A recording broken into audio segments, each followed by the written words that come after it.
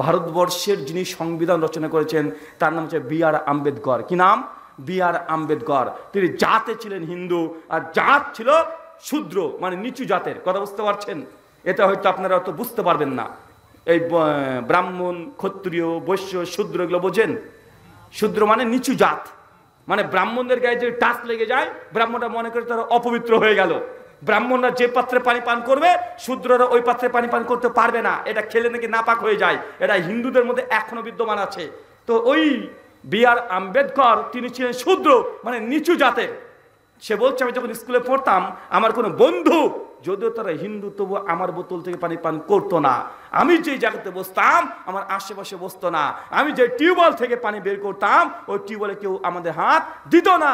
এটা বি.আর. আম্বেদকর তার জীবনীতে লিখছেন। উনি ছিলেন হিন্দু। উনি যখন বড় হলেন, অনেক পড়াশোনা করেছেন, চিন্তা করেন, সংবিধান রচনা করেছেন, কম পণ্ডিত, অনেক পড়াশোনা করেছেন। তার একটা মুসলিম বন্ধু যখন হয়, মুসলিম বন্ধুর সঙ্গে কথা বলে, মুসলিম সে বন্ধু তাকে ইসলামের দাওয়াত পেয়ে পেয়ে পেয়ে পেয়ে ওর মনটা ইসলামের প্রতি আগ্রহ জন্মিয়েছে। সে মনে মনে বলছে যে আমি এখন ইসলাম গ্রহণ করব। তাকে একটা কোরআন মাজিদ দিয়ে দেয়। সে কোরআন মাজিদ পড়ে, হিন্দু লোকটা বি.আর. আম্বেদকর। কোরআন পড়ে পড়ে তার কোরআনের প্রতি ভালোবাসা দিন দিন বাড়ে, আরে মন চায় সে ইসলাম এখন গ্রহণ করবে। যখনই সে ঘোষণা দিয়েছে এখন আমি ইসলাম গ্রহণ করব, সঙ্গে সঙ্গে ভারতের আরেকজন সেই সময়কার বড় একজন নেতা, তার নাম হচ্ছে মহাত্মা গান্ধী। আমাদের ভারতের জাতির পিতা তাকে বলা হয়। বাংলাদেশের জাতির পিতা কাকে বলা হয়? শেখ মুজিবুর রহমানকে। আর ভারতের জাতির পিতা কাকে বলা হয়? মহাত্মা গান্ধীকে। মহাত্মা গান্ধী শেষে যখন শুনতে পেয়েছেন যে বি.আর. একটা প্রশ্ন, আপনি কোন ইসলাম গ্রহণ করতে চাচ্ছেন, শিয়া ইসলাম না সুন্নি ইসলাম? এ প্রশ্ন লিখে পাঠিয়ে দিয়েছে। বি.আর. আম্বেদকরের কাছে যখন এসেছে, সময় পড়েছে, পড়ে দেখছি সত্যি তো তাই। কোন ইসলাম গ্রহণ করবো আমি, শিয়া না সুন্নি? মুসলমানরা তো নিজের মারামারি করে, শিয়া না সুন্নি এটা নিয়ে। বি.আর. আম্বেদকর সংসদ চলেছে দিল্লিতে, একটা মসজিদে গিয়েছে, শিয়া মসজিদ, গিয়ে বলছেন যে মৌলানা সাহেব, আমি তো ইসলাম গ্রহণ করতে চাই, তো কোন ইসলাম গ্রহণ করবে, শিয়া না সুন্নি? শিয়া মৌলবী তখন বলছে, কেন আপনি শিয়া ইসলাম গ্রহণ করবে? আরে শিয়ারাই এরা জান্নাতি, সুন্নিরা জান্নাতে যাবে না। এখন উনি আচ্ছা থেকে বুঝিয়েছেন তাকে। এখন বুঝ টুজ নিয়ে উনি বেরিয়ে চলে এসেছেন। তারপরে গেছেন আর একটা সুন্নি মসজিদে। সুন্নি মসজিদে গিয়ে বলছেন যে আমি তো ইসলাম গ্রহণ করতে চাই, তখন কোন ইসলাম গ্রহণ করবো, শিয়া না সুন্নি? ওরা বলছে সুন্নি ইসলাম গ্রহণ করতে হবে, শিয়াদের ইসলাম গ্রহণ করা যাবে না। শিয়ারা আবু বকর, ওমর, উসমানকে কাফের মনে করে, আমাদের আয়েশাকে কাফের বলে, এরা কখনো জান্নাত যাবে না। এই কথা যখন বলেছে, তখন বি.আর. আম্বেদকর নিজে বিভ্রান্ত হয়ে গেছে। এখন কি করি, কোনটাকে গ্রহণ করি? ইয়ে বলছে ইয়ে জাহান্নামী, ও বলছে এ জাহান্নামী। আশ্চর্য, উনি অবাক, কি করবো এখন? উনি অবাক হয়ে গেছেন। এসে তিনি কয়েক বছর পড়াশোনা করে তিনি সিদ্ধান্ত দিলেন তিনি ইসলাম আর গ্রহণ করবেন না। তিনি নাস্তিক হয়ে গেলেন। কি হয়ে গেলেন? নাস্তিক হয়ে গেলেন। বৌদ্ধ ধর্ম গ্রহণ করলেন, নাস্তিক হয়ে গেলেন, ইসলাম গ্রহণ করলেন না। ভাই বলেন তো, বি.আর. আম্বেদকর ইসলাম গ্রহণ না করার পেছনে কারণ কি? মুসলিমদের মধ্যে কি মতভেদ। সেই সময় এই বি.আর. আম্বেদকর যদি ইসলাম ধর্ম গ্রহণ করে নিত, ভারতের মুসলমানরা বুক ফুলিয়ে বলতো যে ভারতবর্ষের সংবিধান যিনি রচনা করেছেন তিনি আমার জাত ভাই, তিনি একজন মুসলিম। বি.আর. আম্বেদকর মুসলিমদের দ্বন্দ্বের কারণে তিনি ইসলাম ধর্ম গ্রহণই করলেন না। এটা দুঃখজনক নয়? আপনি চিন্তা করেন তো, ধরেন এখন একটা মানুষ, একজন হিন্দু ছেলে, ও যদি মুসলিম হয়, ধরেন মুসলিম হয়েছে একজন হিন্দু ছেলে, মুসলিম হওয়ার পরে দেখা যাচ্ছে একজন আহলে হাদিস আলেমের কাছে মুসলিম হয়েছে, বা ডাক্তার জাকির নায়েকের বক্তৃতা শুনে একজন হিন্দু সে মুসলিম হয়েছে। মুসলিম হওয়ার পরে সে নামাজ পড়ছে, আল্লাহু আকবার, একটা মসজিদে নামাজ পড়ছে। কয়েকদিন নামাজ পড়ার পরে দেখা যাচ্ছে মসজিদের ইমাম সাহেব, কি গো তুমি নাকি মুসলিম হয়েছো? জি হুজুর, আমি মুসলিম হয়েছি হিন্দু থেকে। ও তাই? তো তুমি বুকের পুরে হাত বেঁধে নামাজ পড়ছো কেন? এটা তো ওয়াহাবিরা করে, তুমি এইভাবে নামাজ পড়ছো কেন? এখন বলতে হিন্দু এই ছেলেটা কেবল মুসলিম হয়েছে 10 দিন হয়েছে, এখন ওয়াহাবি আর এই খারেজি, মুরজিয়া, গডজিলা ও কি বুঝে? ও কিছু বুঝে কথা বলেন? ও তো আর বলে কি আমি তো মুসলমান, মুসলিম হয়েছি, কালেমা পরে মুসলিম হয়েছি ইসলামকে দেখে। এখন বুকের উপরে না নাভির নিচে ওকে বলছে এগুলো তো ওয়াহাবিরা করে। ও ভাই বিভ্রান্তির মধ্যে পড়বে কি পড়বে না? ও তখন ভাবছে আরে সব রাস্তায় কি করবো? মসজিদে ইমাম সাহেব বলছে দেখো তুমি মুসলমান তো হয়েছো, তবে জেনে রাখো মুসলমানের মধ্যে 4টে মাযহাব আছে, এই যে কোনো একটা মাযহাবকে মানতে হবে। কি মাযহাব? হানাফি, শাফি, মালিকি, হাম্বলি। 4 মাযহাবের মধ্যে এক মাযহাব না মানলে তোমার মুসলমান হওয়া না হওয়া দুটোই সমান। উনি বলছেন রে বাবা তো জবর ফ্যাকরা রে ভাই, আমি হলো মুসলমান হিন্দু থেকে এখন বলছে মাযহাব না মানলে নাকি জাহান্নামে চলে যাব। ও তখন ভাবছে তো ঠিকই আছে, নতুন হয়েছে অত বুঝে না। বলছে হুজুর তাহলে আপনি বলে দেন কোন মাযহাব মানলে ভালো হয়। বলছে আমরা তো সবাই হানাফি মাযহাব মানি। তাই তো যান আমাকে হানাফি মাযহাবে ভর্তি করে নেন। ও এখন হানাফি হয়ে গেছে। ভাই আমি কাউকে কষ্ট দেওয়ার জন্য বলছি না, জাস্ট বলছি গোটা বিশ্ব জগতে মুসলিম জাতি যে দল নিয়ে যত ঝামেলা করছে তার পরিণতি শেষ পর্যন্ত কি হতে পারে দেখেন। এখন ওই হিন্দু ছেলেটা এখন হানাফি হয়ে গেল। এখন হানাফি স্টে নাবির নিচে হাত বেঁধে নামাজ পড়ছে, আস্তে আমিন বলছে, 20 টাকা তারাবি পড়ছে, ভালো কথা, কোনো সমস্যা নেই। এখন যখনই এভাবে নামাজ পড়তে শুরু করে দিয়েছে, একদিন ইমাম সাহেব খুতবা দিচ্ছেন, খুতবা শুনেছেন। আর একদিন এনাতুল্লাহ আব্বাসী হুজুর আছে না বাংলাদেশে, গিয়াসউদ্দিন তাহিরি একটা হুজুর আছে না, আলাউদ্দিন জিহাদি একটা হুজুর আছে না, এখন ওরা বক্তৃতা শুনছে মোবাইলে, কিন্তু ও তো জানে না, ও ভাবছে এটা হুজুর, হুজুর মধ্যে এত ভাগ বুঝে, ও তো বুঝে না। ও তখন ধরেন গিয়াসউদ্দিন তাহিরি বক্তৃতা ভালো লাগে, ওই চালিয়ে দিয়েছে, শুনছে আর বলছে শোনেন, যারা নবীজিকে নূরের তৈরি মানে না তারা কাফের, কাফের, তার 14 গোষ্ঠী কাফের। ওই নতুন মুসলমান হচ্ছে নমুসলিম ছেলেটা ভাবছে কিরে ভাই, আমার মসজিদে হুজুর তো বলল নবীজি আমার মাটির তৈরি, নূরের তৈরি বলা যাবে না, কিন্তু এই হুজুর এত বড় হুজুর, লাখ লাখ মানুষ তার ফলোয়ার, ও বলছে নবীকে নূরের তৈরি না মানলে আমি কাফের। ও আবার বিভ্রান্ত হবে কি হবে না, বিভ্রান্ত হচ্ছে কি হচ্ছে না। এইভাবে মুসলমান নতুন যারা হচ্ছে তারা বিভ্রান্ত হয়ে যাচ্ছে। ও তখন বুঝলো আচ্ছা ঠিক আছে কি করা যায়, একটা কিছু মেনে নিয়েছে যে না ঠিক আছে নবীজিকে মাটির তৈরি মেনে নিলাম, কারণ আমাদের হুজুর ইনি অনেক বড় হুজুর, মেনে নিয়েছে, ঠিকঠাক আছে। কিছুদিন পর তাবলিগ জামাতের ভাই এসেছে, এসে কি গো শুনলাম তুমি নাকি নতুন মুসলমান হয়েছ। জি হুজুর আমি হয়েছি নতুন মুসলমান। তো শুধু নিজে মুসলমান হলে হবে, আরো মানুষকে তো দিনের দাওয়াত দিতে হবে, মসজিদে শুধু নিজে নামাজ পড়ে নাজাত নিলে হবে, বাইরেকার আরো মানুষ আছে না, মুসলিম আছে না, তাদেরকে ইসলামে দাওয়াত দিয়ে ইসলামে দাখিল করতে হবে। এই দাওয়াতে তাবলিগ এটা করা ফরজ। চলেন এক চিল্লা দিয়ে আসে এবার। ও তখন বলছে ঠিকই তো বলেছে, আমি নিজে মুসলমান হলে তো হবে না, মানুষকে তো ইসলামের সত্য জানাতে হবে। ও তখন একদম জুব্বা হাব্বা পরে এক চিল্লা দিয়ে চলে গেছে, এক চিল্লা দিয়ে আসছে, আশা করে হাতে তসবি মসবি নিয়ে বড় বুজুর্গ সেজে চলে এসেছে, এসে আবার নামাজ টামাজ পড়ছে এলাকার মসজিদে। কিছুদিন পর 2-3 দিন পর আরেকজন ব্যক্তি বলছে কি গো তুমি নাকি তাবলিগ কে গিয়েছিলে। হ্যাঁ গিয়েছিলে। কোন তাবলিগে, সাতপন্থী না জুবারপন্থী আছে না নাই কথা বলেন। এখন ঢাকাতে যে টুঙ্গির ইস্তেমা চলছে, কাদের চলছে এটা, এটা জুবাইরপন্থী তো তাবলিগ জামাতের ইস্তেমা চলছে। কিছুদিন পর সাতপন্থীর হবে। তাবলিগের মধ্যে আবার দুটো ভাগ আছে না নাই, ভাগের পর ভাগ, ভাগ হয়ে যাচ্ছে মুসলমানের মধ্যে। একটুবার শুনছে যে চরমনা পিসের বক্তৃতা, চরমনা পিসের দেখা যায় চিৎকার মানে বলছে শোনেন আরে এত নামাজ যা তো আছে আছে, তরিকতের রাস্তায় না আসলে কোনো মুসলমান মুসলমান হতে পারে না। জেনে রাখেন যার পীর নাই তার পীর শয়তান, শয়তান শয়তান, পীর ধরা ফরজ। ও আবার বিপদে বলে কি রে ভাই, আরে প্রথমে মুসলমান হলাম, তারপরে সুন্নি হওয়া আছে, তারপরে আমাকে হানাফি বানালো, তারপর দেওবন্দি হানাফি, তারপর তাবলিগ জামাতি, তারপরে সাতপন্থী জুবারপন্থী, এরপরে বলছে তরিকা মানতে হবে, পীর না ধরলে আমি নাকি জাহান্নামে যাব। তো আমি এতগুলো কি করতে মানলাম, পীর না ধরলে যে জাহান্নামে যায়। ও বেটা আবার বিভ্রান্ত, এখন কি করি, ওর মাথা তার কাজ করছে না। আরে কোথায় বললাম, আরে হিন্দু ছিলাম ভালোই ছিলাম, কোথায় চলে আসলাম আমি। আরে পুকুর থেকে সমুদ্রে ঝাঁপ মেরেছি, যত যাই তত গভীরতা দেখতে পাচ্ছি। একটু পরেই ও তো বলছে ঠিক আছে কি আর করব, পীর যখন ধরতে হবে ধরি। বলছে পীর এবার কিভাবে ধরবো, বলছে 4টে তরিকা আছে। কয়টা?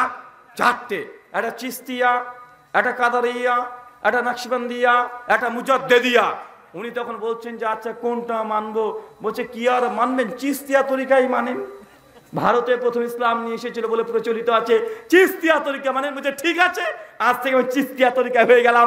এখন দেখছে চিস্তিয়া তরিকা মানলেই হবে না, লোকাল পীরের কাছে বায়াত হতে হবে।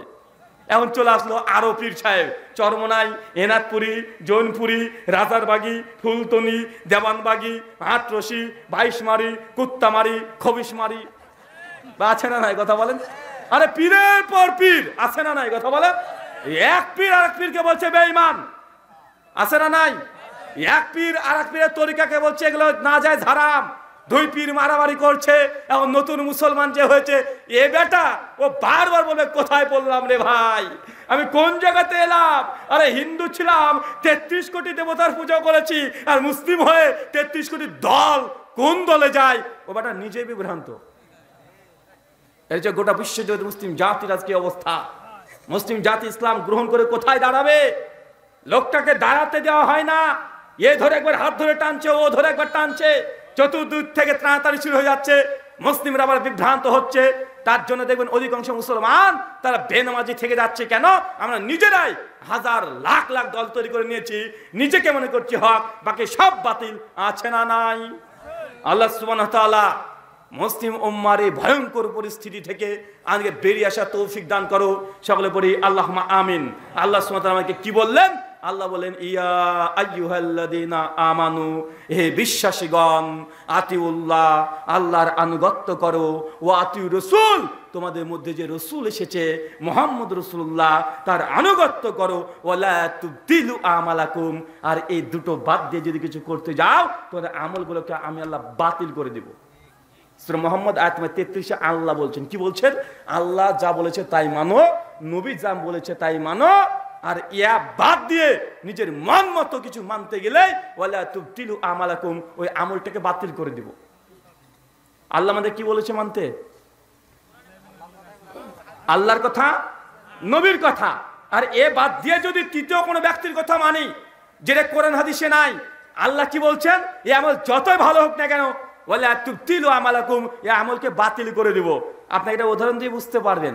আপনি বলছেন, দেখেন হুজুর, এই যে ফরজ নামাজের পরে একটু মুনাজাতটা তো করি, একটু হাত তুলে মুনাজাত করছি, তো এটা খারাপ কি? এটা আল্লাহর কাছেই তো চাইছি, আমি কি দুর্গার কাছে চাইছি? আমি তো হাত তুলে যাচ্ছি, পা তুলি তো আর নাই, পা তুলে তো যাচ্ছি না, তো এটা ভালো জিনিস। কেন আপনারা বলছেন এটা বিদআত? কেন বলছে এটা করা যাবে না? কেন অনেক হুজুর বলছে এই হাত তুলে ফরজ নামাজে মুনাজাত করা যায় না? ভাই, মানুষের একটা আবেগময় প্রশ্ন আছে না নাই? চাচা কি করব? কোরআন যে এই কথাই বলছে, আল্লাহ যা দিয়েছে, নবী যা দিয়েছে তাই মানো। এরপর যতই আপনার কাছে ভালো হোক না কেন, আল্লাহ কোরআনে বলছে ওয়ালা তুবতিলু আমালাকুম, করলে এমনটা বাতিল হয়ে যাবে। উদাহরণ আপনাকে দিয়ে বুঝতে পারবেন। চাচা, প্রতিদিন আমরা ফরজ নামাজ কত রাকাত পড়ি? ফরজ কত রাকাত? 17 রাকাত। সে হানাফি বলেন, শাফি বলেন, আর আহলে হাদিস বলেন, সবাই তো 17 রাকাত পড়ি, তাই না ভাইজান? জোহর পড়ে 4 রাকাত, এশা পড়ে 4 রাকাত, আসর পড়ে 4 রাকাত, ফজর পড়ে 2 রাকাত, মাগরিব পড়ে 3 রাকাত। এখন কেউ যদি বলে নামাজ পড়া তো ভালো কাজ, তো জোহর পড়লাম 4 রাকাত, আসর পড়লাম 4 রাকাত, এশা পড়লাম 4 রাকাত, বেটা মাগরিব তুই কেন 3 হবি? তোকে 4 পড়ে দিলাম। কেন হবে না? নামাজ পড়া ভালো কাজ যে চাচা, নামাজ পড়া ভালো কাজ না? কেউ যে মাগরিবের নামাজ ইচ্ছা হতো 4 রাকাত পড়ে দেয়, আর রুকুতে গেছে ঘন্টা ধরে যে 1 রাকাত বেশি পড়ছি, আমার আজকে অনেক সময়, ও যদি 1 রাকাত বেশি মাগরিব পড়ে দেয় 4 রাকাত, নামাজ হবে না বাতিল হবে? শুধু বাতিল হবে না, গুনাহ হবে। ফেরেশতারা তাকে কি ফুল দিয়ে বরণ করবে না? একদম একদম হাত দিয়ে কবরের মধ্যে 4-6 মারতে শুরু করবে? কেন? কারণ তুমি আল্লাহর বিধানের মধ্যে বেশি করেছো। ইসলাম ওটা না যে তোমার মন কি বলছে, ইসলাম এটা রাখে না, বরং মা তাকুম রাসূলু ফাকুযুহু ওয়া মা নাহাকুম আনহু ফান্তাহু, আমার নবী যতটুকু দিয়েছে অতই খুশি হয়ে যাও, আর যা দেয় নাই নবী মাতব্বরি করতে যেও না। এটা ইসলাম। এখানে নবীর কথা চলে, আমার মতো হুজুরের কথার মূল্য 5 পয়সা মূল্য নাই।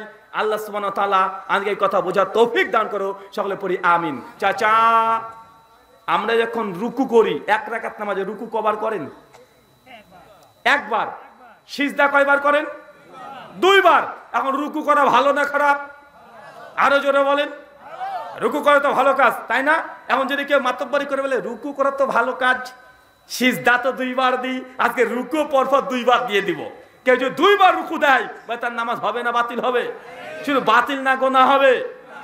ঠিক একই বিষয় ফরজ নামাজের পরে আল্লাহ নবী দোয়া করতে বলেছে, যে বসে বসে মুসলিম উম্মাহ ইমামও একা একা দোয়া জিকির আজকার করবে, 35 খানা দোয়া জিকির আছে, মুক্তাদিও একা একাই করবে, কিন্তু ওইখানে হাত তোলার কথা নাই। তাই আপনি যদি আবেগ দিয়ে করেন, হাতই তো তুলছি, আল্লাহর কাছে তো তুলছি, ভালোই তো কাজ, এইসব যুক্তি চলবে না। যদি এইসব কাজ এইভাবে করেন, ওই আমলটা বাতিল তো হবে, গুনাহ হবে। কেন নবী দেয়নি? কে দেয় নাই? নবী দেয় না। এটা আপনি তৈরি করেছেন, এটা গোনা নিশ্চিত হবে। নচেত কালকে গিয়ে মাগরিবের নামাজ 4 রাকাত পড়বেন। আচ্ছা, বাথরুম ঘরে কেউ কেউ পেশাব ফিরতে যান, দোয়া আছে? কি করে দোয়া করেন চাচা? হাত তুলে করে নেন নাকি? কেন, ওটা দোয়া না? আপনি যে বলছেন দোয়া মানে হাত তুলতে হবে, আরে হাত তুলে নিলে কেমন হুজুর হয়ে গেল? তো পায়খানা করে ঢোকার সময়তে কঠিন চাপিয়েছে, আর যে একদম ধরবেন একদম মুনাজাত। কেন, বাথরুম ঢোকার আগে দোয়া আছে না ভাইজান? দোয়া কেন হাত তুলে করছেন না? বাথরুম থেকে বের হওয়ার দোয়া আছে না নাই? কেন হাত তুলে করছেন না? মসজিদে ঢোকার দোয়া আছে না নাই? কেন হাত তুলে করা হয় না? মসজিদ থেকে বের হওয়ার দোয়া আছে না নাই? কেন আমরা হাত তুলে করছি না? বাজারে ঢোকার দোয়া আছে না নাই? হাত তুলে কেন করি না? জুতো পরার দোয়া আছে না নাই? কেন হাত তুলে করছি না? পোশাক পরার দোয়া আছে না নাই? কেন করছি না? গাড়িতে ওঠার দোয়া আছে না নাই? কেন আপনি হাত তুলছেন না? আপনার যা উত্তর আমাদেরও তাই উত্তর। আপনি এই কথাই বলবেন যে এইসব জায়গাতে আল্লাহ নবী শুধু মুখ দিয়ে জিহ্বা নাড়িয়ে দোয়া পড়েছে, হাত তুলে নাই, ইমামকেও ডাকে নাই। ভাইজান, আল্লাহ নবী ফরজ নামাজের পরে এইভাবেই দোয়া করেছেন, জিহ্বা নড়িয়ে নড়িয়ে পড়েছেন, হাত দিয়ে তসবিহ গুনেছেন, কিন্তু হাত তুলে ইমামের সঙ্গে দোয়া করে নাই। তাই এটা করা যাবে না। আর যদি বলে না করবো, তো বাথরুম ঘরে ঢোকার আগে করে নিয়েন একবার, মসজিদ ঢোকার একবার করে নিবেন, পোশাক পরার আগে একবার করে নিবেন, গাড়িতে ওঠার জন্য একবার হাত তুলে দোয়া করবেন, গাড়ি চলে যাবে।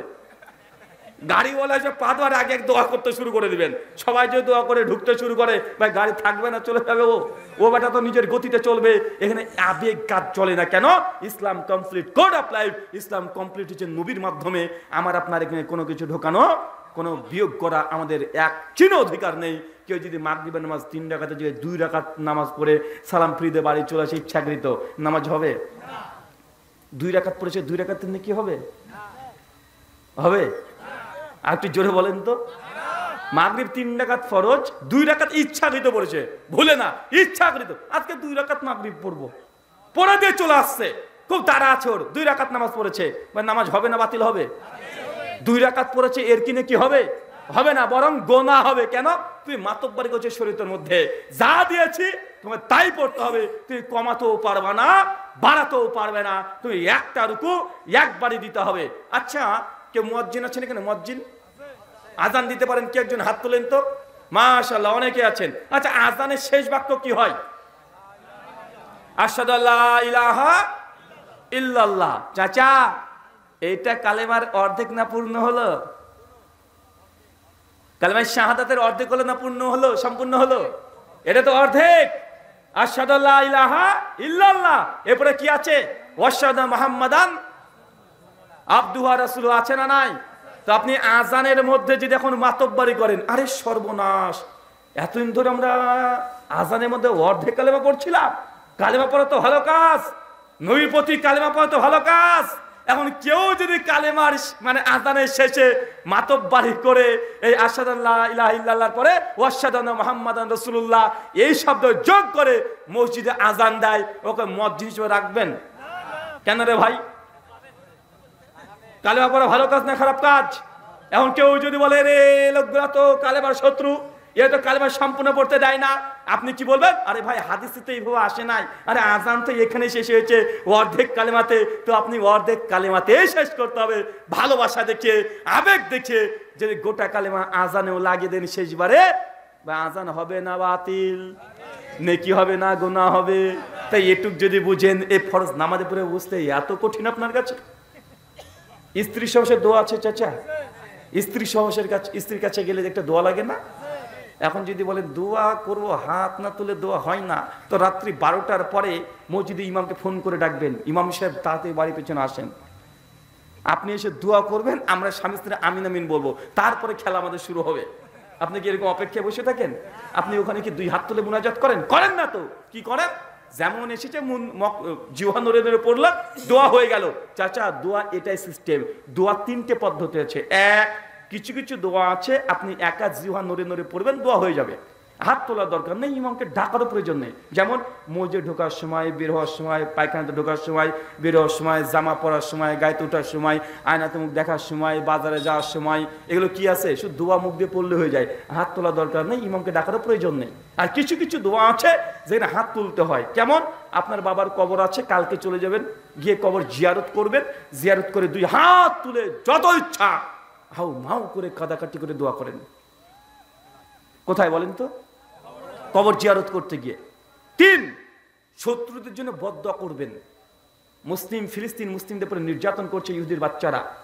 প্রত্যেক দিন যদি সম্ভব নাও হয়, অন্তত বিতরের নামাজের সময় কুনুতে নাজেলা পড়বেন, 2 হাত তুলে ইমাম মুক্তাদি সবাই হাউ মাউ করে কাটাকাটি করে এই ইহুদির বাচ্চার জন্য বদদোয়া করতে হবে। এখানে সবাই মিলে দোয়া আছে। কথা আছে, কথা বলেন। আরেক জায়গা আছে বৃষ্টি প্রার্থনার জন্য দোয়া।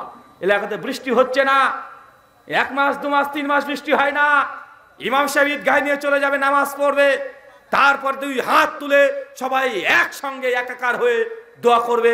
সহিহ বুখারী 1010 নম্বর হাদিসে আল্লাহ নবী এই বৃষ্টির নামাজের পরে তিনি দোয়া করেছেন, এটা প্রমাণিত। যেখানে আল্লাহ নবী 2 হাত তুলেছেন ওইখানে তুলেন, নবী যেখানে তুলে নাই সেখানে তুললেই এটা কি হবে? বিদআত হবে। এখন আমাদের সমাজে এটা আছে না নাই? আমি জাস্ট আপনাকে বললাম, আপনাকে কষ্ট দিতে আমি আসি নাই, আর জাস্ট আপনাকে ইসলামটাকে বোঝাতে এসেছি যে ইসলামটাকে বোঝার চেষ্টা করেন। ইসলামে আবেগের 5 পয়সা দাম নাই, আবেগ দিয়ে 5 আনা মূল্য নাই, আবেগের কোনো মূল্য ইসলামে নাই। আছে? কথা বলেন। তাই 3 রাকাতের জায়গায় 4 রাকাত মাগরিবের নামাজ পড়ে ফেলতে হবে। আচ্ছা, জুমার দিনে কত রাকাত পড়ি চাচা? কেন জোহর কত পড়ি? 4 রাকাত। এখন কোন আল্লাহর ওলি যদি বলে প্রতিদিন জোহর তো 4 রাকাতই পড়ি, জুমা কেন 2 রাকাত পড়বো? জুমাও 4 রাকাত পড়বো, কাজ হবে? কথা বলেন। প্রতিদিন আমরা বললাম ফরজ নামাজ পড়ি 17 রাকাত, কিন্তু জুমার দিন তো 17 পুজে না, ওই তো 2 রাকাত কমে গিয়ে 15 রাকাত হয়ে গেছে। হয়েছে কি হয় নাই? কথা বলেন। জুমার দিনে 15 রাকাত না ভাইজান? তো নামাজ যে প্রতিদিন 17 রাকাত ফরজ, জুমার দিনে যে 15 রাকাত হয়ে গেল। আপনাকে এতগুলো দিয়ে উদাহরণ দিয়ে আমি একটাই বোঝানোর চেষ্টা করছি, আপনি এতটুকু বোঝার চেষ্টা করেন। চাচা, ইবাদত আর ইসলাম একদম নির্দিষ্ট, যতটুকু আছে ততটুকু ইসলাম। বাড়াতে গেলে বিপদ, যেখানে বাড়াবেন বিপদ, কমাবেন তবুও বিপদ। এখন বলছে টুঙ্গিতে গেলে নাকি হজ্জের সময় কি হয়? অনেক মানুষ বলছে না ভাইজান। আমি আজকে মোবাইলে দেখলাম, ভিডিওর মধ্যেই ফেসবুকে আসছিল, তো একজন সাংবাদিক দিয়ে ধরেছে কিছু মানুষকে, মুসল্লিদেরকে, যেখানে আপনি কেন এসেছেন? বলছে আমরা তো গরিব মানুষ, আমরা হজ করতে যেতে পারি না, তো এখানে যদি পরপর 3 বার আসি তাহলে হজ্জের সময় কি আছে? তাহলে এক কাজ করে, যদি আপনার ইচ্ছে মতো যে সবই হয়, এলাকাতে যত মানুষ আছে কালকে চলে যাবেন, ঈদগাহে নামাজ পড়বেন, যে কুরবানি ছাগল আছে না ভাইজান, গরু আছে, সবগুলো জবাই করবেন। জবাই করে বলবেন আবার 3-4 মাস পরে করা কি দরকার, ভালো কাজ, বেশি দেরি করতে নেই, আজকেই কুরবানি করে দিই। কুরবানি হবে? কেন হবে না রে ভাই? কেন হবে না? কেউ যদি কুরবানি করতে, ভালো কাজ, কালকে গোটা গ্রামের মানুষ যদি একজোট হয়ে 2 রাকাত নামাজ পড়ে যদি কুরবানি জবাই করে দেন, কুরবানি হবে না ফেরেশতারা কবরে ঠ্যাঙাবে? তো ভালো কাজ একটু তাড়াতাড়ি করলে কি সমস্যা? কেউ যদি বলে ফিতরা, আবার অতদিন দেখার দরকার কি? রমাজানের প্রথম রমাজানের দিনেই ফিতরা আদায় করে নেবেন, ফিতরা হবে? ফিতরা হবে? কেন হবে না? কেন? এখন সময় আসেনি। কি আসেনি? সময় আসেনি। মানে ইবাদত সময়ের সঙ্গে নির্দিষ্ট। বাংলাদেশে যদি একটা ডুপ্লিকেট কাবা তৈরি করেন, সোনা দিয়ে তৈরি করেছেন, হীরা দিয়ে, মণিমুক্ত মালা দিয়ে, এখন যদি করে বাংলাদেশের লোক 7 বার না 14 বার ঘুর দেয়, পাক দেয়, ও হজ হবে? তো ওই টুঙ্গিতে গেলে হয় কি করে? কথা বুঝতে পারলেন না? কেউ যদি বাংলাদেশে, যদি ভারতে ধরেন, একদম 100 কোটি টাকা দিয়ে সৌদির কাবার চাইতে ভালো একটা কাবা তৈরি করেছে। এখন আপনি বাংলাদেশ থেকে কেউ সৌদিতে যাবেন না ভারতে হজ করতে যাবেন? কারণ ভারতে তো ভিসা পেতে সময় মানে টাকা লাগে, বা তো 2-4 হাজার টাকা দিলে হয়ে যায়। সৌদির অত যার কি দরকার, ভারত থেকে হজ করে আসি। ভাই যাবেন? কেউ যাবেন? কেন যাবেন না? কেন? হজ এটা ওই মক্কা মদিনা, ওখানে খাস ওর স্থানের সঙ্গে সম্পৃক্ত। দুনিয়াতে যেখানে ডুপ্লিকেট কাবা তৈরি করেন না কেন, আপনার হজ হবে না। কুরবানি যেই দিন সেই দিনই করতে হবে। আজকে 100 খানা কুরবানি ছাগল জবাই করে দেন, কুরবানি আদায় হবে না। রমজান না আসলে ফরজ রমজানের রোজা আপনি যত সারা বছর করে দেন, রমজানের রোজা কমপ্লিট হবে না। কেন? এগুলো স্থান, কাল, পাত্র, সময়ের সঙ্গে একদম নির্দিষ্ট। ইবাদত কখন করবেন, কতটুক করবেন, কোথায় করবেন, কিভাবে করবেন, এই 4টে জিনিস একদম নির্দিষ্ট। কোথায় করবেন মানে হজ যেমন মক্কাতে, ওখানে যেতে হবে। কতটুক করবেন মানে নামাজ 4 রাকাত, জোহর 4 রাকাতই পড়তে হবে, বাড়ানো যাবে না, কমানো যাবে না। কোন সময়? কেউ যদি বলে এখনই ফজর নামাজ পড়ে ঘুমিয়ে যায়, কাজ হবে? হবে কি? কেন? এখনো সময় আসেনি। কি আসেনি? সময় আসেনি। এই চারটে জিনিস কি বুঝতে পারলেন আপনি? আপনাকে আমি ইবাদতের ধরন বুঝাতে এসেছি। আপনি শুধু এই ধরনগুলো আপনি যতটুকু বুঝেন ওই বুদ্ধির উপরে বিবেক দিয়ে আপনি একটু বোঝার চেষ্টা করেন। আপনার সঙ্গে দ্বন্দ্ব করতে আসেনি, জাস্ট বুঝাতে এসেছি ইসলাম এটা সূক্ষ্ম বিষয়, এখানে আবেগ কাজ করে না। আল্লাহ সুবহানাহু ওয়া তাআলা তুমি আমাদেরকে এই কথা বোঝার তৌফিক দান করে সকলে পড়ি আমিন। আল্লাহ নবী বলছেন সুনান আবু দাউদ 4597 নম্বর হাদিস, সুনান তিরমিজি কিতাবুল ফিতানের 2676 নম্বর হাদিস, নবী বলছেন আমার মৃত্যুর পরে ইখতিলাফুন কাসীরা, আমার উম্মত বড় বড় মতভেদ করবে। ফালাইকুম বিসুন্নতি, তাহলে আমার সুন্নাতকে তোমরা আঁকড়িয়ে ধরো। ও সুন্নতে খোলাফায়ে রাশিদিন ওয়া মাহদিন, আমার খলিফাদের যে সুন্নাত আছে এই সুন্নাতকে তোমরা মেনে চলো। তার মানে আল্লাহ নবী কি বলে গেলেন চাচা? যে আল্লাহ নবী দুনিয়া থেকে চলে যাওয়ার পরে কি হবে? মতভেদ হবে। মতভেদ হলে কি করতে হবে? নবীর সুন্নাতকে মানতে হবে। কি করতে হবে? খোলাফায়ে রাশিদিনের সুন্নাতকে মেনে চলতে হবে। এটা হচ্ছে সমস্ত মতভেদকে ভেঙে দিয়ে একটা প্ল্যাটফর্মে আসার একটা উসুল। আল্লাহ কোরআনেও বলে দিয়েছে, সূরা নিসা সূরা নম্বর 4 আয়াত নম্বর 59। আল্লাহ আবার বলছে, ইয়া আইয়ুহাল্লাযীনা আমানু, হে বিশ্বাসীগণ, আতিউল্লাহ, আল্লাহর আনুগত্য করো, ওয়া আতিউ রাসূল, রাসূলের অনুসরণ করো, ওয়া উলিল আমরি মিনকুম, আর তোমাদের মধ্যে যেসব হুজুর আছে তাদেরকেও মেনে চলো। হ্যাঁ, কোরআনে একটা আয়াত আছে হুজুরকে মানার। কাকে মানার? কথাই বুঝতে পারছেন আমার? আলোচনা কি কঠিন হচ্ছে মনে হচ্ছে? কথা কি বোঝা যাচ্ছে না? আল্লাহ কোরআনে একটা আয়াতে হুজুরকে মানতে বলেছে, বলেনি এমনটা না, হুজুরকে মানার কথাও এসেছে। এখন এই আয়াতটাতে সূরা নিসার 59 নম্বর আয়াতে কি বলছে? আতিউল্লাহ, আল্লাহর আনুগত্য করো, আতিউ রাসূল, আমার নবীকে মেনে চলো, ওয়া উলিল আমরি মিনকুম, এন উলু মানে তুমি হুজুরকেও মেনে চলো। কিন্তু আয়াত কিন্তু এখানে শেষ না। আল্লাহ এই কথা বলার পরে বলছেন, ফাইন তানাযাতুম ফি শাইইন, হুজুরকে মানতে গিয়ে যদি মতভেদ করে ফেলে, হুজুর এক হুজুর এক কথা বলে, আরেক হুজুর আরেক কথা বলে, আল্লাহ কোরআনে তারপরে বলছে ফারুদ্দুহু ইলাল্লাহি ওয়া রাসূল, তুমি আবারও চলে যাও আল্লাহর কাছে আর নবীর কাছে, হুজুরকে আর মানার দরকার নাই। এটা আল্লাহর সমাধান। কার সমাধান? কার সমাধান? এটা আল্লাহর সমাধান। আল্লাহ বলছে আল্লাহকে মানো, নবীকে মানো, হুজুরকেও মানো। কিন্তু হুজুর যখন মতভেদ হয়ে যাবে, দুই হুজুর দুই কথা বলে, আল্লাহ বলছে আবার তোমরা হুজুরকে বাদ দিয়ে দাও। আল্লাহ কি বলছে আর নবী কি বলছে, এই দিকে আবার ফিরে আসো, তাহলে তোমাদের মতভেদ আর থাকবে না। এর হচ্ছে ইসলামে মতভেদ না হওয়ার কারণ। কিন্তু আমরা এই জায়গাতে গিয়ে আমরা আর করি না। আমাদের শেষ জায়গা একটাই, যে আমার বড় হুজুর এই কথা বলেছে, আমার পীর সাহেব এই কথা বলেছে, আমার ইমাম সাহেব এই কথা বলেছে, বা আছে না? নাই, আছে। আল্লাহ সুবহানাহু ওয়া তাআলা আমাদের এই কথাগুলো বোঝার তৌফিক দান করো। সকলে পড়ি আল্লাহুম্মা আমিন। অনেকগুলো প্রশ্ন এসেছে, আর প্রশ্নের উত্তর যত বেশি দেবো আপনারা তত বেশি শিখতে পারবেন। কেন? আলোচনা একটা নির্দিষ্ট বিষয়ের উপরে হয়, একটা জিনিস মানুষ শিখতে পারে। আর প্রশ্ন উত্তর 10 জন 10টা করে প্রশ্ন করবে, তখন আপনার 10টা মাসাইল জানা সহজ হয়ে যাবে। তাই প্রশ্ন উত্তরের মাধ্যমে বেশি শেখা যায়। তাই আমাদের প্রশ্ন উত্তর অনেক যেহেতু চলে এসেছে, আমরা প্রত্যেকটা প্রশ্নের ইনশাআল্লাহ উত্তর আমরা দিয়েই আমরা সকল সম্পূর্ণ। অত নফল খাওয়া ভালো না। জি, আসসালামু আলাইকুম। সবাই বসি, এখন প্রশ্ন উত্তর পর্ব শুরু হতে যাচ্ছে ইনশাআল্লাহ। প্রথম প্রশ্ন, মহিলাদের কি ইকামত দিতে হবে? আর যদি দিতে হয় কিভাবে দিবে? মেয়েরা যখন নামাজ পড়বে সেই সময় কি সালাতের মধ্যে নামাজে ইকামত দিতে হবে? জি, মেয়েরাও ইকামত দেবে।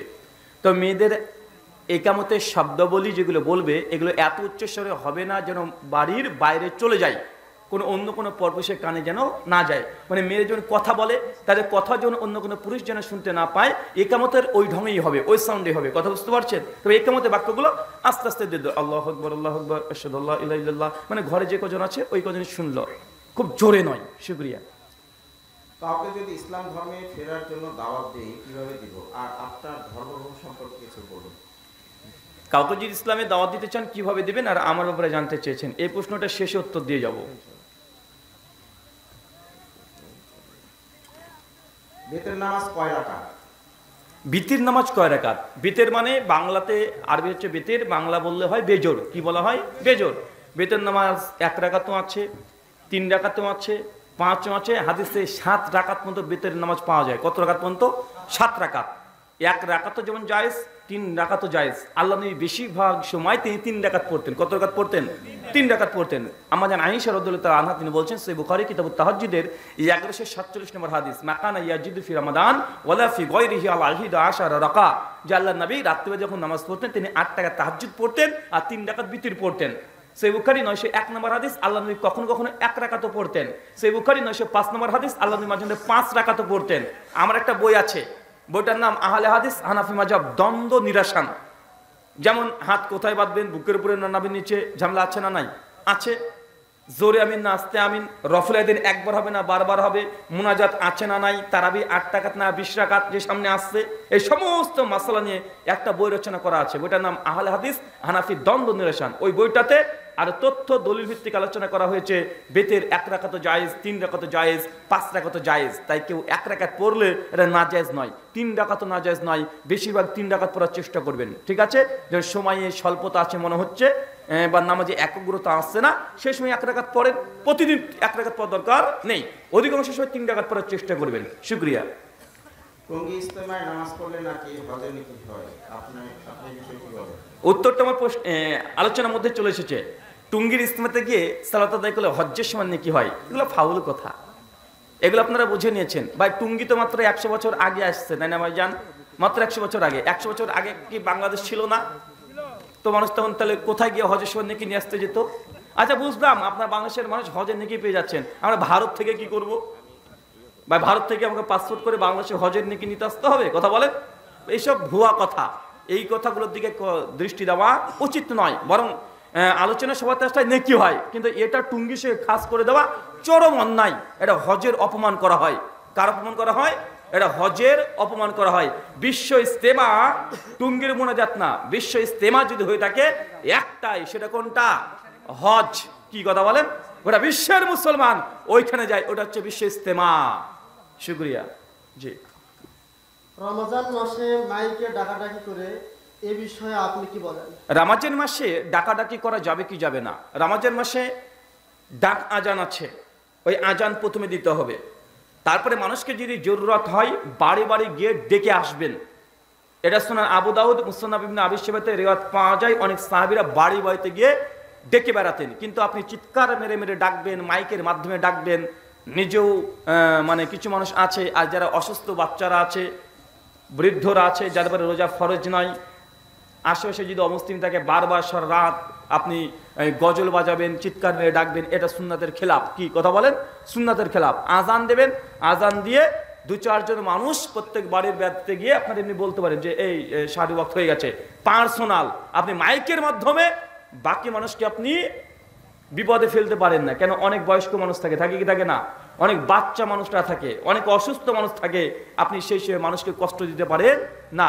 সে বুখারী 15 নম্বর হাদিস, আল্লাহ নবী বলছেন ওই ব্যক্তি কখনো মুমিন না যতক্ষণ পর্যন্ত তার নিজের জবান এবং হাত দিয়ে অন্য কোনো মুসলমান নিরাপদ না থাকছে, তখন সে মুমিনই না। শুকরিয়া।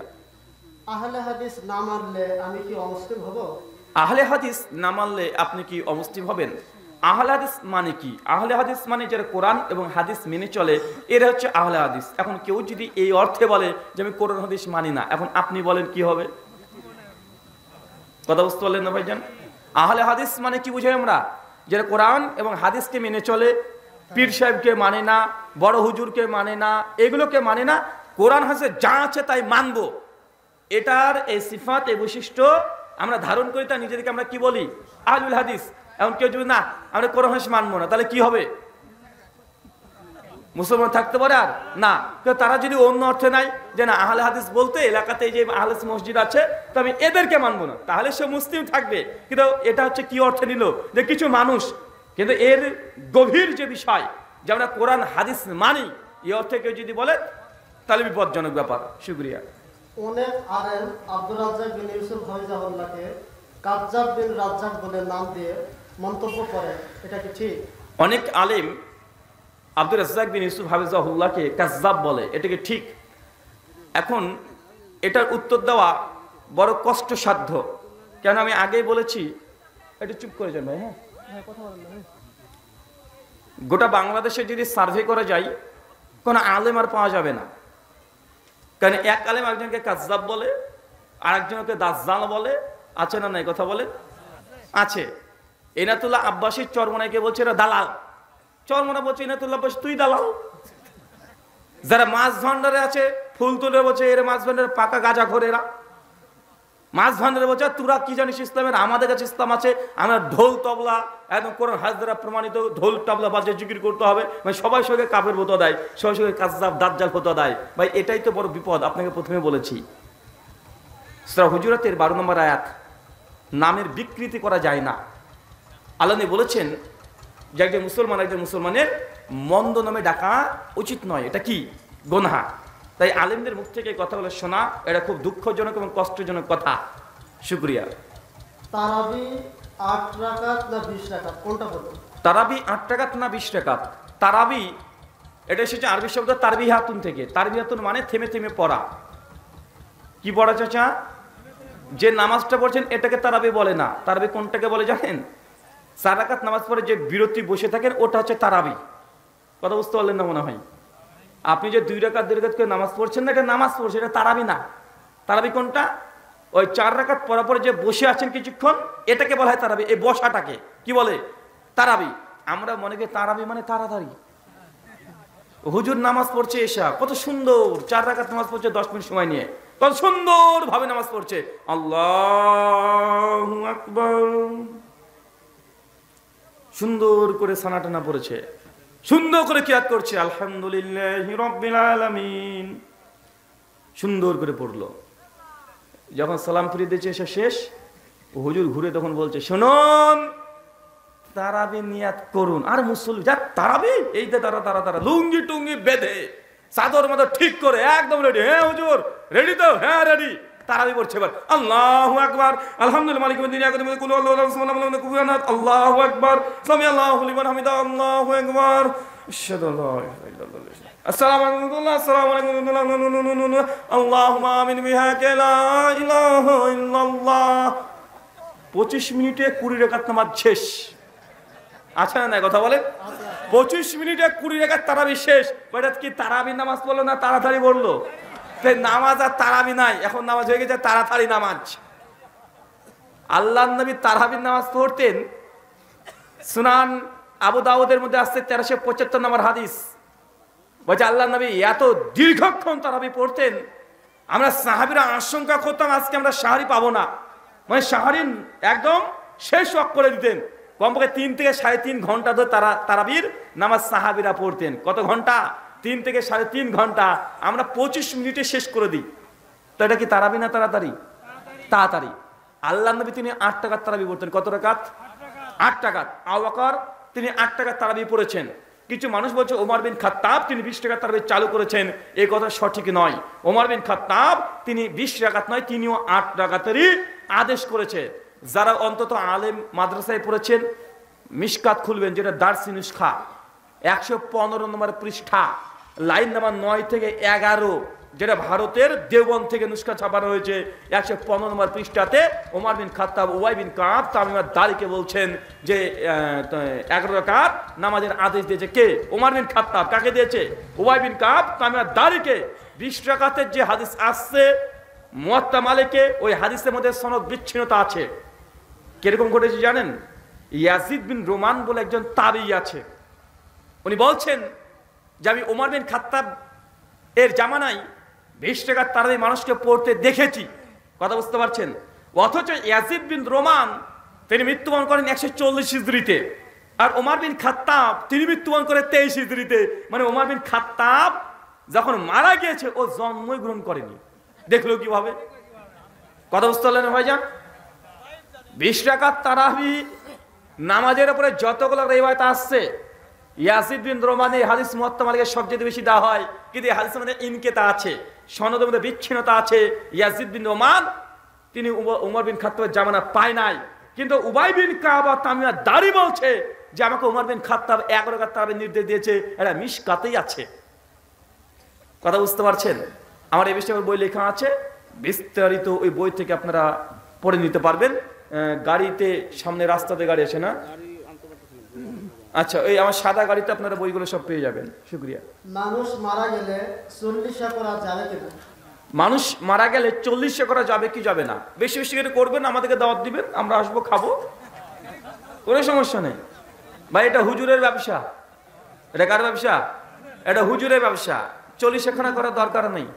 ওই টাকাটা গরিব মিসকিন মানুষকে দিয়ে দিবেন, মাদ্রাসাতে দিয়ে দিবেন, মসজিদে দিয়ে দিবেন, এলাকার মিসকিন ছেলে থেকে তাদেরকে দিয়ে দিবেন। আমরা তো বারবার বলে আসছি মৃত ব্যক্তির নামে 40 করা জায়েজ নয়। আল্লাহ নবী যখন দুনিয়া থেকে চলে গেলেন, আবু বকরকে 40 করেছিল? আবু বকর যখন চলে গেল, তার মেয়ে আয়েশা কি 40 করেছে? কোন সাহাবী তাবী থেকেও প্রমাণিত নয়। স্বয়ং আবু হানিফা রাহিমাহুল্লাহ যখন মৃত্যুবরণ করে, তার ছাত্ররা কি 40 করেছে? না। আপনি করছেন কেন? হানাফি মাযহাবেও এটা নিষিদ্ধ এবং বেদাত, এবং বেদাতের সাইয়্যা হিসেবে ফতোয়া দিয়েছে।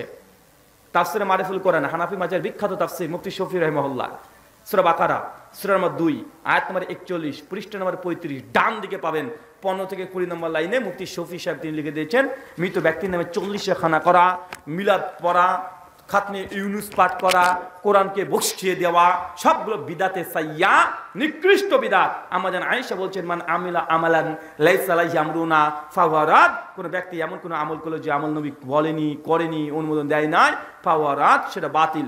সে মুসলিম, হাদিস নাম্বার 1718। জি। পীরের হাতে বায়াত হতে হবে, এই বিষয়ে ইসলাম কি বলে? কোন পীরের হাতে বায়াত হতে হবে বলেন? তাহাক্কানি পীর। তাহাক্কানি পীর কে? তো ধরুন চরমনে পীর সাহেব, তো এটা তো বাংলাদেশের জন্য হলো। আমাদের ভারতে কি চরমনে আছে? আমেরিকাতে চরমনে পীর সাহেব আছে, Canada, England, Saudi, Dubai, Kuwait, Qatar, Bahrain, Japan, German, Holland, চীন আছে। কথা বলেন। চীন থেকে যদি একজন হুজুর চলে আসে, ধরেন একজন মুসলমান, চীনে মুসলমান আছে না নাই? আছে। এসে দেখাচ্ছে আপনার চরমনে পীর সাহেব এসে গেছে, চুংচাং চুংচুং চুংচাং, বলে তুই কি বলিস রে? মানে ও বুঝাতে আমি আপনাকে বায়াত হতে এসেছি, আর ওই চিংচাং চুংচাং চুংচুং চুংচা, মানে ও তো ভাষায় এরকম। এখন ও কি করবে? কথা বলেন তো ভাইজান।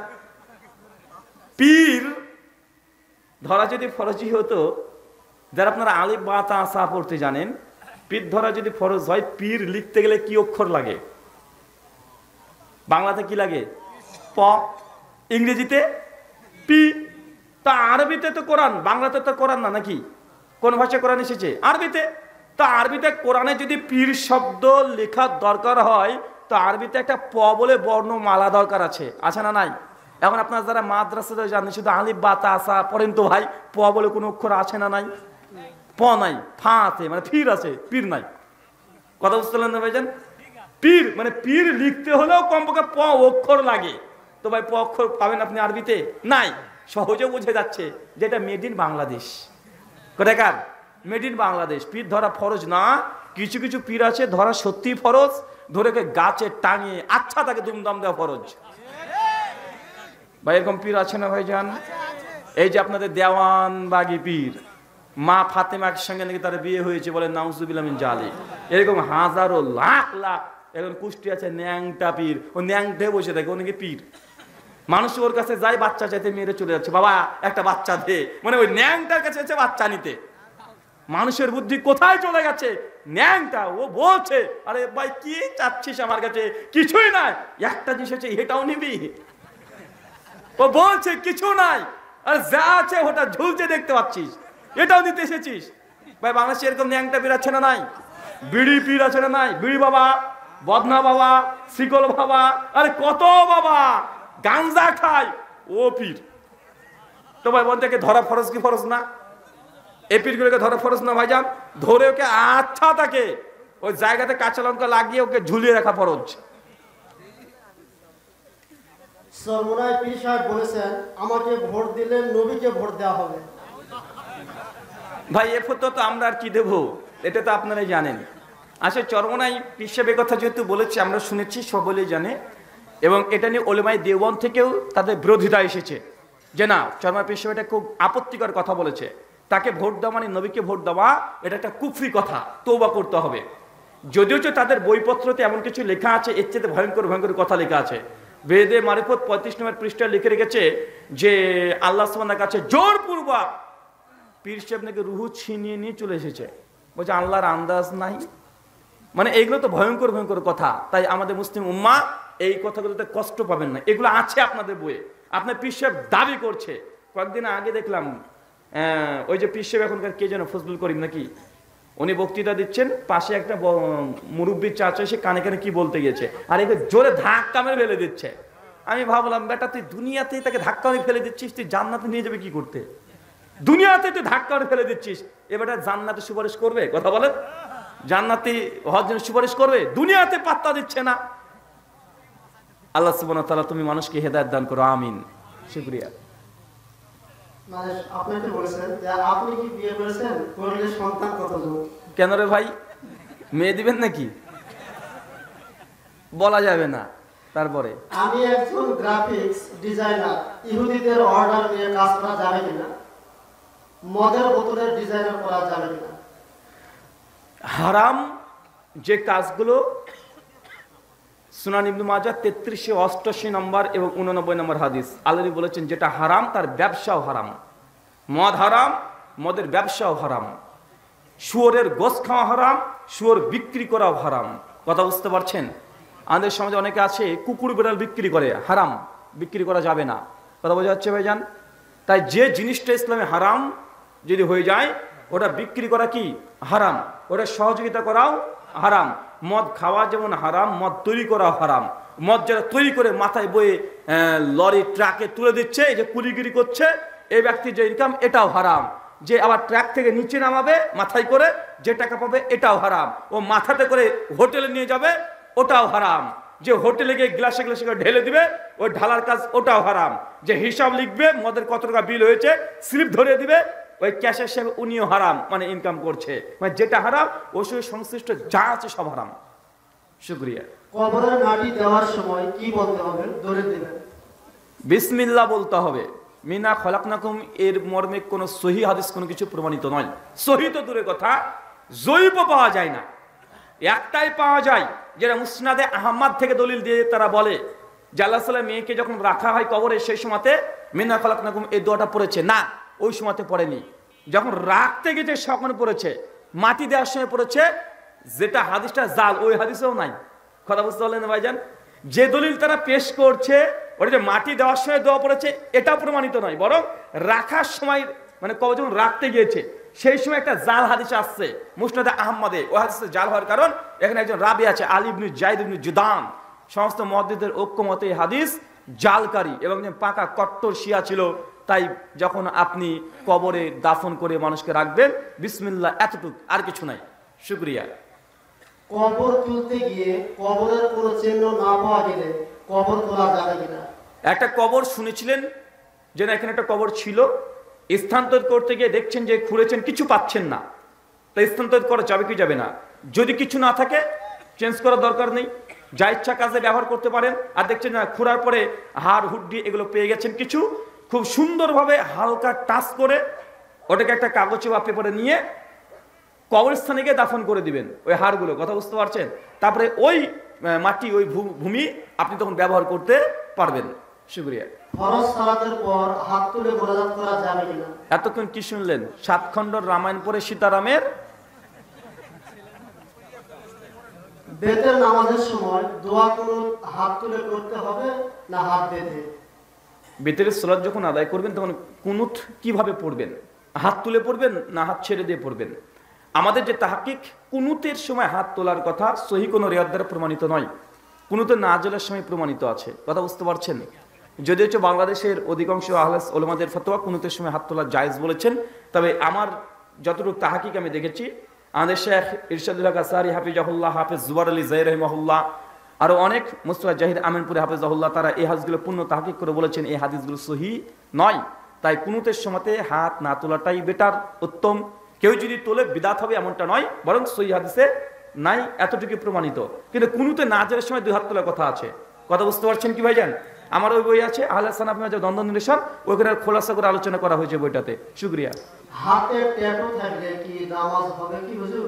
হাতে যদি ট্যাটু থাকে তাহলে কি নামাজ হবে? এই যে এখন নতুন নতুন ট্যাটু দিচ্ছে না ভাই, গলায়, হাতে, পাছায়, কত জায়গায় যে দেয়, মানে নাই এমন কোনো জায়গা নাই, সব জায়গাতে দিচ্ছে। আল্লাহ নবী বলেছেন যেটা জাহিলিয়াতের যুগের এই রীতি ছিল, মানুষের এই যে আপনার এই যে চুলে করা, এক্সট্রা চুল লাগানো, তারপরে ট্যাটু লাগানো, এগুলো একদম নিষিদ্ধ, হারাম। শেখ সালেহ আল উসাইমিন বিন বাজ রাহিমাহুল্লাহ তারা বলেছেন যদি কারো হাতে ট্যাটু থাকে, এই ট্যাটুকে আগে তুলে ফেলতে হবে। কি করতে হবে? তুলে ফেলতে হবে। যদি কোনো শিরকি, মানে কোনো মূর্তি বা কোনো ক্রুশের চিহ্ন আছে, কোনো ত্রিশূলের চিহ্ন আছে, মানে শিবের মাথায় যেগুলো থাকে, যে শিরকি যে আলামত বা ছবি যদি থাকে, এগুলো যে কোনো মূল্যে তুলে ফেলতে হবে। আর এমনি যদি অন্য কোনো ছবি যদি থাকে, দেখা একটা গাছের ডাল আছে বা কোনো কিছু লেখা ছিল, এগুলো যদি থাকে তোলার চেষ্টা করবেন, কিন্তু নামাজ এগুলো কারণে বাতিল হবে না। কিন্তু হাতে হচ্ছে শিবের মাথা আছে, বাঁচেন না কথা বলেন, বা পুরুষের চিহ্ন আছে, এগুলোকে বাধ্যতামূলক তুলতে হবে। শুকরিয়া। জুমার দিন ইমাম কাবলাল জুমা পড়ার জন্য সময় দেন, এটা কি ঠিক? কাবলাল জুমার জন্য সময় দেয়, এটা কি ঠিক? কাবলাল জুমা এই হিসাবে যে সুন্নাতে মুআক্কাদা 4 রাকাত বলা হয় সমাজে প্রচলিত আছে, এইভাবে আল্লাহ নবী থেকে কিছু প্রমাণিত নয়। তবে হ্যাঁ, আব্দুল্লাহ ইবনু মাসউদ রাদিয়াল্লাহু তাআলা আনহু তিনি জুমার ফরজ নামাজের পূর্বে 4 রাকাত পড়তেন, এটা সহিহ রিওয়ায়াত দ্বারা প্রমাণিত আছে। ইবনে আব্বাস 3-4 রাকাত পড়তেন, এটাও প্রমাণিত আছে। কিন্তু ইবনে ওমর তিনি আবার 6 রাকাত পড়তেন। উবাই বিন কাব তিনি 2 রাকাত করে যত ইচ্ছা তত পড়তেন। তাই কাবলাল জুমা 4 রাকাতই সুন্নাতে মুআক্কাদা, এই কথা সঠিক নয়। মানে আপনি মসজিদে ঢুকে 2 রাকাত করে পড়েই চলে যান, যতক্ষণ ইচ্ছা, ইমাম যতক্ষণ না মিম্বরে দাঁড়াচ্ছে ততক্ষণ পড়তে পারবেন। কথা বুঝতে পারছেন? 4 রাকাতই পড়তে হবে, এই ফতোটা বাড়াবাড়ি। কি বললাম? বাড়াবাড়ি। আল্লাহ নবী বলছে 2 রাকাত করে তুমি পড়তে থাকো। কিছু সাহাবী 4 রাকাত পরে বসে থাকতেন, দোয়া জিকির আজকার করতেন, ইস্তেগফার পাঠ করতেন, কোরআন মাজিদ তিলাওয়াত করতেন। কিছু সাহাবী আছে তারা 2 রাকাত পরে বসে থাকতেন, কেউ 6 রাকাত পড়তেন, কেউ 8 রাকাত পড়তেন। নির্দিষ্ট নয়, কথা বুঝতে পারছেন? মানে 2 রাকাত এটা পরে বসতে হবে, এটাই নির্দিষ্ট। সে বুখারী 440 নম্বর হাদিস, আল্লাহ নবী বলেছেন কেউ যদি মসজিদে প্রবেশ করে সাল্লু রাকাতাইন, আগে 2 রাকাত না নামাজ প্রয়োজনে না বসে, মানে মসজিদে ঢুকে 2 রাকাত পরেই বসতে পারবেন, তারপরে যত ইচ্ছা পড়েন। কিন্তু 4 রাকাতকে নির্দিষ্ট করা এটা সঠিক নয়। শুকরিয়া। স্ত্রীকে প্রহার করে শরীরে কোনো দাগ ওঠে, সেই স্ত্রীকে আমার জন্য জায়েজ হবে? এমন অবস্থায় আমার করণীয় কি? স্ত্রীকে মেরেছেন, এখন দাগ হয়ে গেছে, এখন আপনার স্ত্রীকে আপনার আছে না লোকের হয়ে গেছে? ভাই আপনারই আছে।